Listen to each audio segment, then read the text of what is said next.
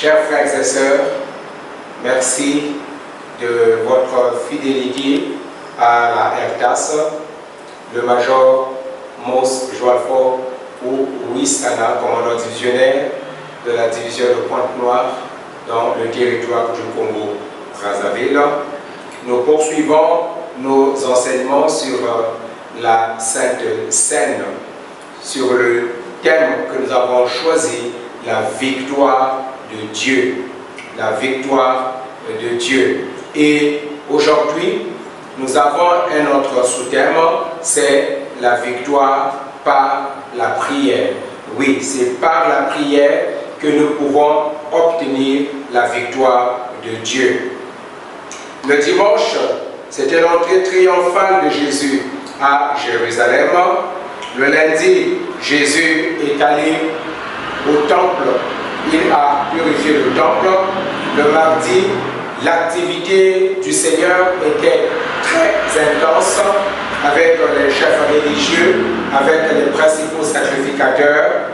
Le mercredi, le Seigneur s'est mis à l'écart avec ses disciples pour les enseigner. Pendant ce temps, Judas est en train de s'activer afin de pouvoir trahir son maître, de pouvoir vendre le Seigneur et le livrer entre les mains des principaux sacrificateurs.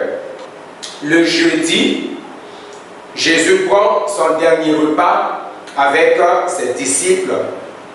Jésus parle aux disciples toujours rassemblés. Jésus lave les pieds de ses disciples. Jésus mène un combat solitaire dans le jardin de Gethsémani la nuit et Jésus finalement est trahi et arrêté. Trahi et arrêté, trahi par Judas et arrêté par ces brigands qui étaient partis dans le jardin de Gethsémani. La lecture biblique de ce jour se trouve dans Matthieu, le chapitre 26, les versets 36 à 46. Matthieu, chapitre 26, versets 36 à 46. Nous allons lire très rapidement. Là-dessus, Jésus alla avec eux dans un lieu appelé Gethsémani et il dit aux disciples: asseyez-vous ici pendant que je m'éloignerai pour prier. Il prit avec lui Pierre et les deux fils de Zébédée et il commença à éprouver de la tristesse et des angoisses. Il leur dit alors: mon âme est triste jusqu'à la mort, restez ici et veillez avec moi. Puis, ayant fait quelques pas en avant, il se jeta sur sa face et pria ainsi: mon Père, s'il est possible que cette coupe s'éloigne de moi, toutefois, non pas ce que je veux, mais ce que tu veux. Et il vint vers les disciples qu'il trouva endormis et il dit à Pierre: vous n'avez pas pu veiller une heure avec moi? Veillez et priez, afin que vous ne tombiez pas dans la tentation. L'esprit est bien disposé, mais la chair est faible. Il s'éloigna une seconde fois et pria ainsi: mon Père, s'il n'est pas possible que cette coupe s'éloigne sans que je la boive, que ta volonté soit faite. Il revint et les trouva encore endormis, car leurs yeux étaient appesantis. Il les quitta et s'éloignant, il pria pour la troisième fois et répétant les mêmes paroles. Puis il alla vers ses disciples et leur dit: vous dormez maintenant et vous vous reposez. Voici, l'heure est proche et le Fils de l'homme est livré aux mains des pécheurs. Levez-vous, allons, voici, celui qui me livre s'approche. Amen. Veillez et priez. C'est ce que le Seigneur Jésus-Christ avait dit aux apôtres et c'est ce que le Seigneur Jésus-Christ en cette semaine pascale dit à toi, mon frère, ma soeur, dit à moi. Si nous apprenons qu'il y a un voleur qui rôde autour de nous dans le quartier, je crois que nous allons nous tenir en alerte. Si nous apprenons que les voisins ont été cambriolés, les voisins ont été menacés par des bandits, nous prendrons toutes les conditions de sécurité nécessaires pour ne pas être leur victime. Demain, bien-aimés, Dieu exhorte sérieusement chaque chrétien à veiller et à prier.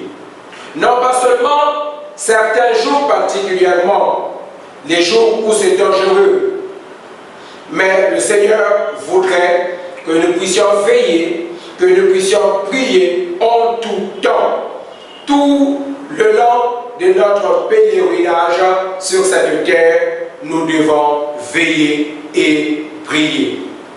C'est de ces deux mots que nous voulons parler aujourd'hui. Veiller et prier. D'abord, veiller. Veiller, c'est s'abstenir de dormir pendant le temps destiné au sommeil. S'abstenir de dormir pendant le temps destiné au sommeil. Cette heure-là est destinée au sommeil, mais nous nous mettons à prier. Cette heure-là est destinée à autre chose, mais nous nous mettons à prier. Pourquoi devons-nous veiller? Nous devons veiller, bien-aimés, parce que le diable est en colère.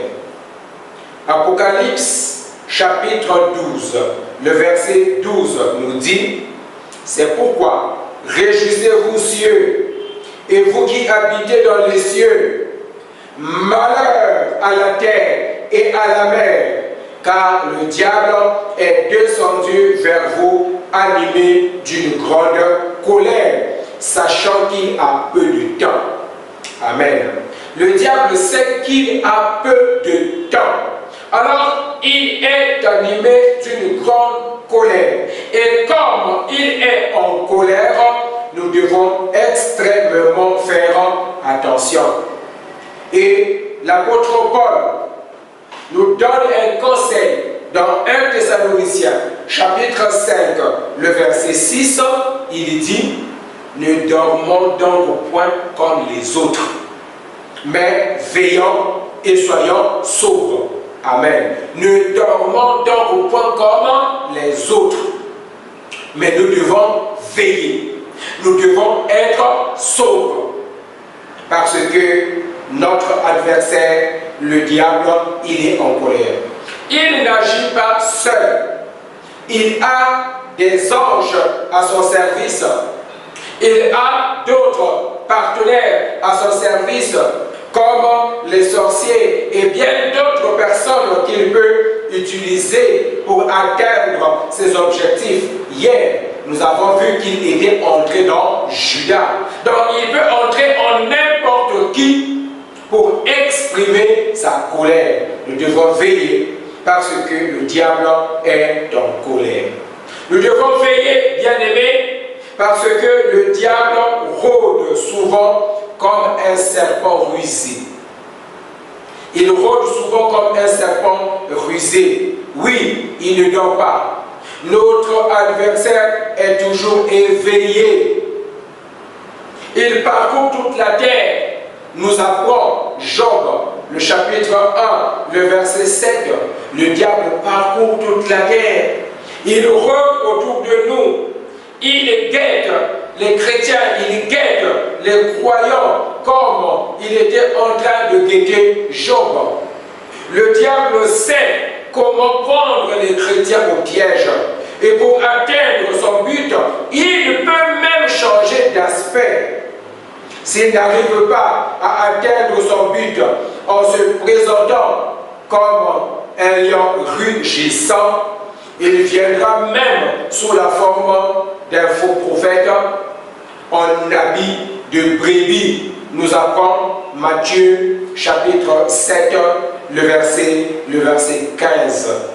Et s'il ne parvient pas, pendant qu'il vient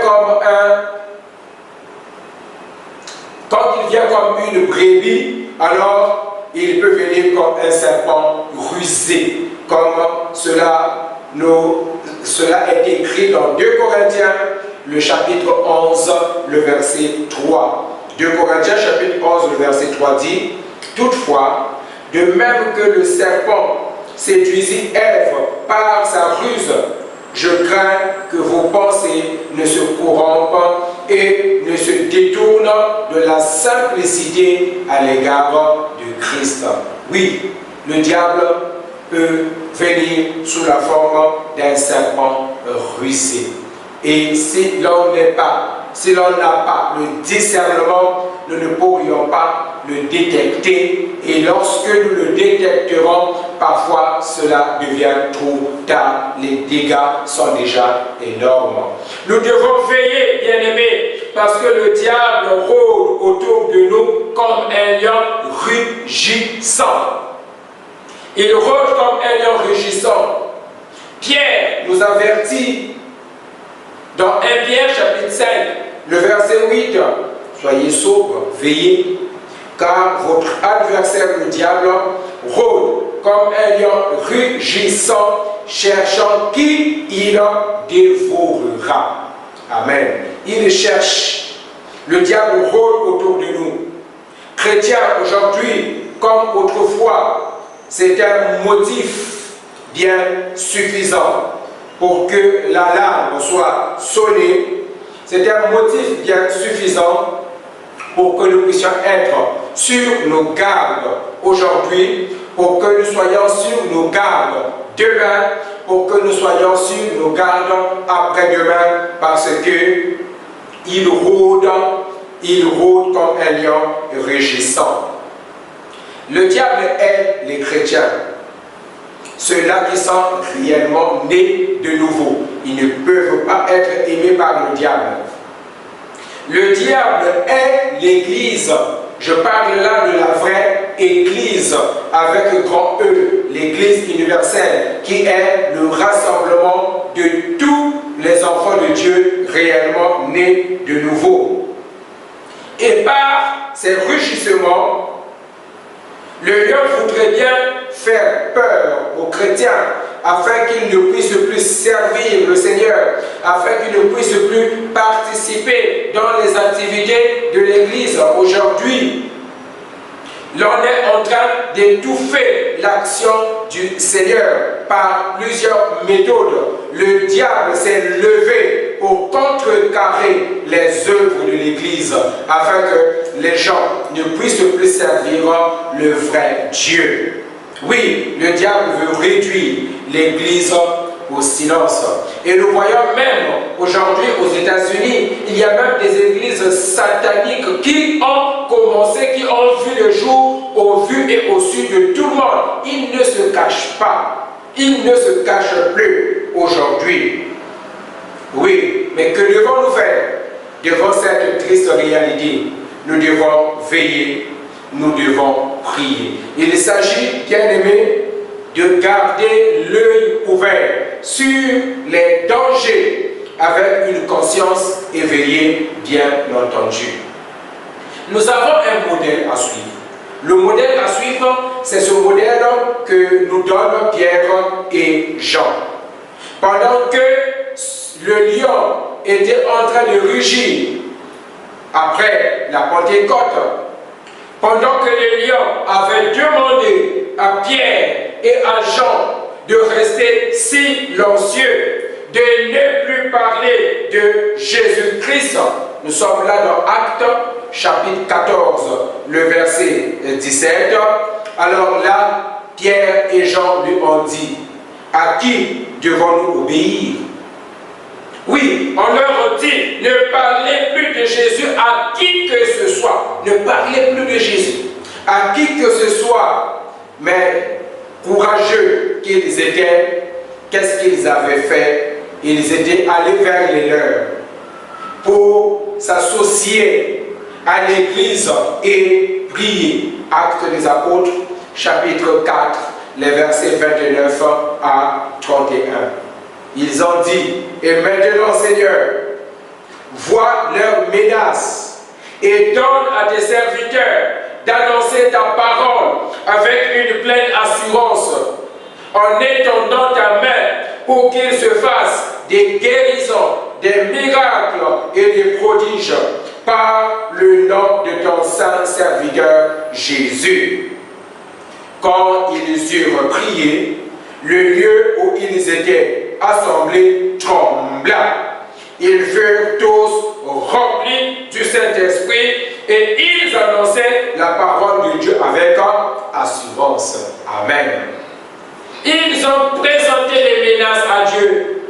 Ils ont présenté les rugissements du lion à Dieu. Regarde, Seigneur, comment est-ce qu'il est en train de nous empêcher d'évangéliser alors que tu as dit, allez par tout le monde. Et le Seigneur a marqué sa présence par le tremblement de terre. Il leur avait donné encore plus de force, plus de zèle, plus de courage pour parler en son nom. Ils avaient veillé et prié. En conséquence, ils purent résister à l'ennemi et à ses sinistres intentions.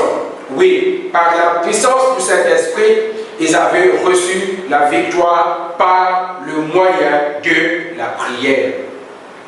Quatrième raison pour laquelle nous devons veiller, c'est parce que le diable rôde comme un voleur. Il est là, il tourne comme un voleur. Jean chapitre 10, le verset 10 nous dit, le voleur ne vient que pour dérober, égorger et détruire. Moi, je suis venu afin que les brebis aient la vie et qu'elles soient dans l'abondance. Amen. Oui, le diable et ses acolytes sont des voleurs de joie. Le diable et ses acolytes sont des voleurs de paix. Le diable et ses acolytes sont des voleurs de bénédiction, des voleurs de foi, des voleurs de quiétude, des voleurs de bénédiction.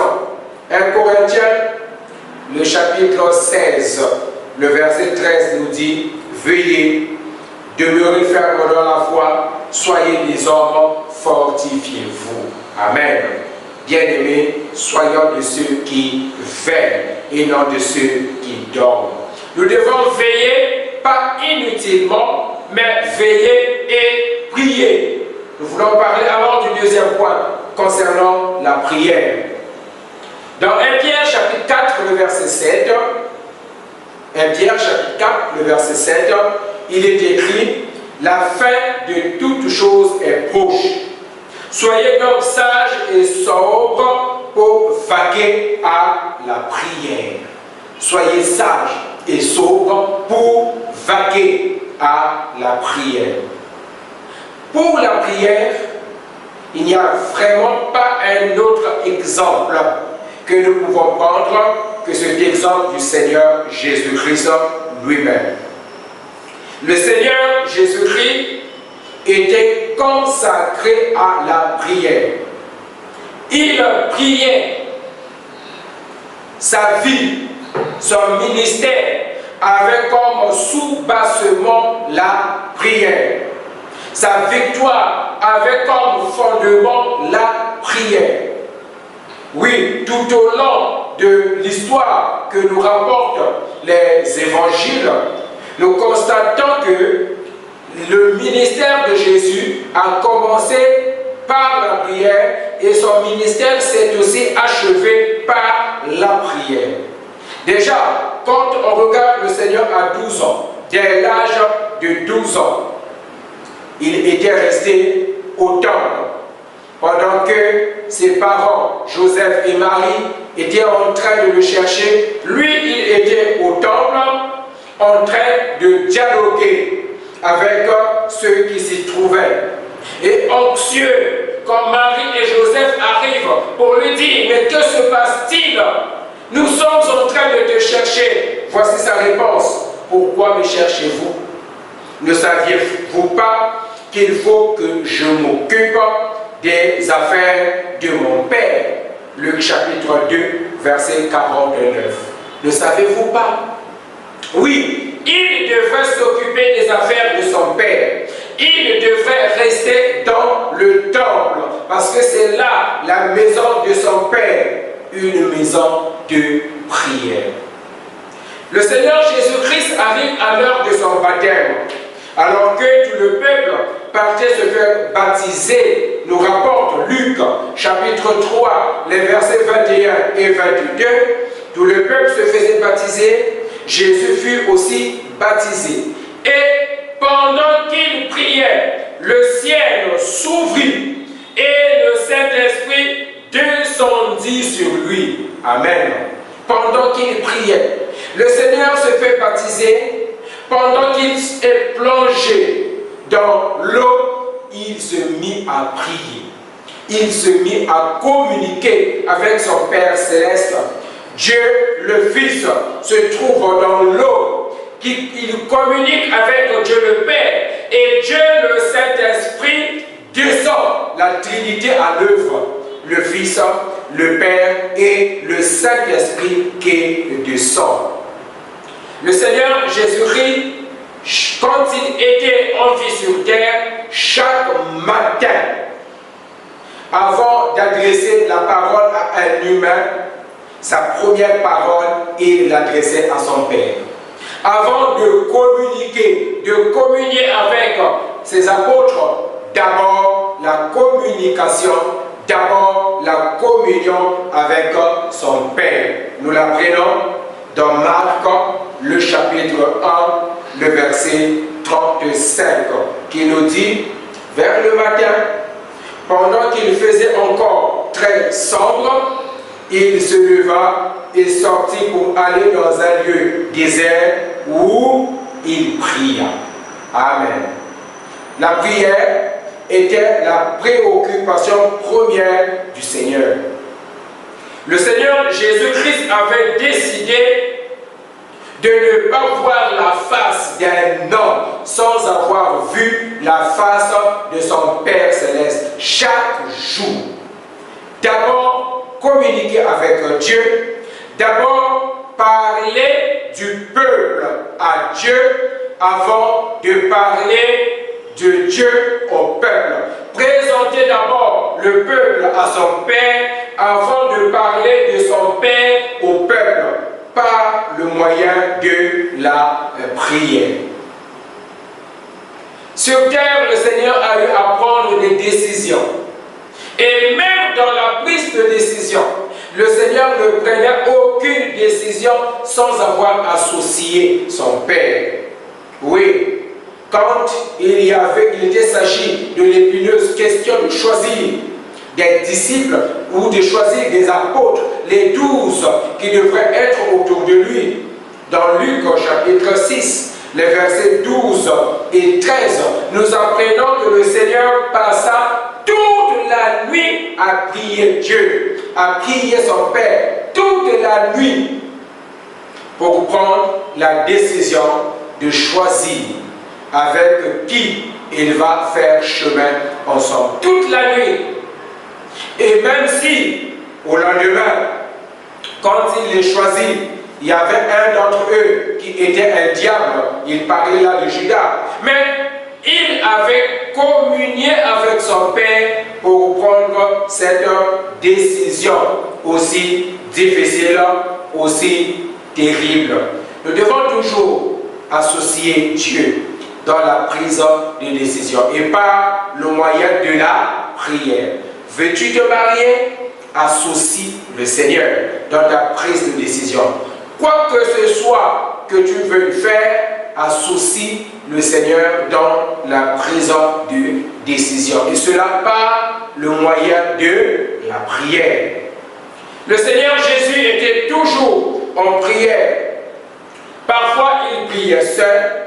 Parfois, il prenait quelques disciples avec lui pour aller prier, mais il était toujours en prière. Dans Luc chapitre 5, le verset 16, nous lisons « Et lui, il se retirait dans les déserts et priait. » Il se retirait dans le désert et priait. Le Seigneur était toujours en prière. Toujours en prière. Sa vie de prière était tellement engagée, tellement assidue, que dans Luc, chapitre 11, le verset 1, nous découvrons ceci. Jésus priait un jour en un certain lieu. Lorsqu'il eut achevé, un de ses disciples lui dit, « Seigneur, enseigne-nous à prier. » Amen. Seigneur, enseigne-nous à prier. Tellement que les disciples étaient frappés par le style de prière, le style de vie du Seigneur, une vie consacrée à la prière.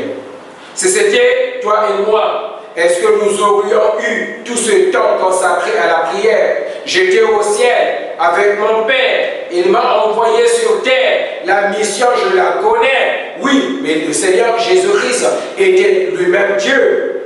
Mais il aimait cette communion avec son Père, communier avec son Père, parce que la mission pour laquelle il était venu sur terre, c'est son Père qui l'avait confié. Seigneur, enseigne-nous à prier. Nous aussi, nous pouvons faire une telle prière au Seigneur pour dire, Seigneur, enseigne-nous à prier. Oui, il avait enseigné la prière de notre Père. Oui, pour que nous puissions voir quelles sont les différentes étapes, qu'est-ce qui peut se retrouver dans nos prières. Oui, nous devons prier, bien-aimés. Les disciples, dans ce cas échéant, n'avaient pas pu veiller. Ils n'avaient pas pu prier. Le Seigneur leur dit, veillez et priez, afin que vous ne tombiez pas dans la tentation. Ils n'avaient pas pu veiller et la conséquence, Pierre était parvenu à renier son maître. Ils n'avaient pas pu veiller, la conséquence, lorsque le Seigneur fut arrêté, ils avaient tous pris la fuite parce qu'ils n'avaient pas veillé. Nous devons veiller, nous devons prier afin que notre foi demeure solide. Nous devons veiller, nous devons prier afin que nous puissions résister pendant les jours mauvais. Oui, veillons donc et prions en tout temps afin que nous ayons la force d'échapper à tout ce qui peut arriver, à toutes ces choses qui arriveront et de paraître debout devant le Fils de l'homme. Si l'on peut paraphraser Luc, le chapitre 21, le verset 36. Au-delà de tout, bien-aimés, n'oublions pas que tout ce que nous demanderons par la prière, Dieu est capable de nous le donner. Voilà pourquoi nous devons prier. Que Dieu nous donne une vie de prière active, afin que nous ne dormions pas comme les autres, mais que nous soyons des hommes et des femmes de prière. Amen. Nous voulons prier après avoir chanté ce premier couplet et refrain. Le chant qui dit « Sans attendre, je veux tendre au bonheur promis. Qui s'élance, qui s'avance, obtiendra le prix. » Quand je prie, Dieu m'entend. On m'attaque, il me défend. Donc en route, point de doute, le but est si grand. Sans attendre, je veux tendre. Qui s'élance, qui s'avance, obtiendra le prix.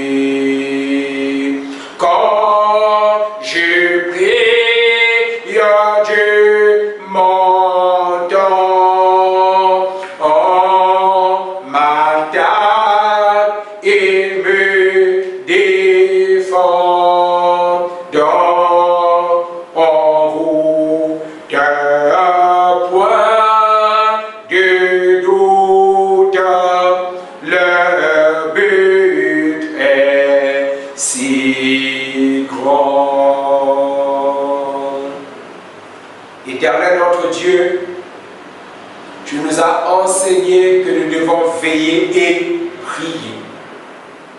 Seigneur, donne-nous cette force, donne-nous cette joie, donne-nous ce rappel d'être toujours en communion avec toi. Jésus, tu nous l'as enseigné de par ta façon de vivre sur terre. Tu avais fait de la prière une priorité parce que tu savais que la victoire du Père, la victoire de Dieu passait par la prière.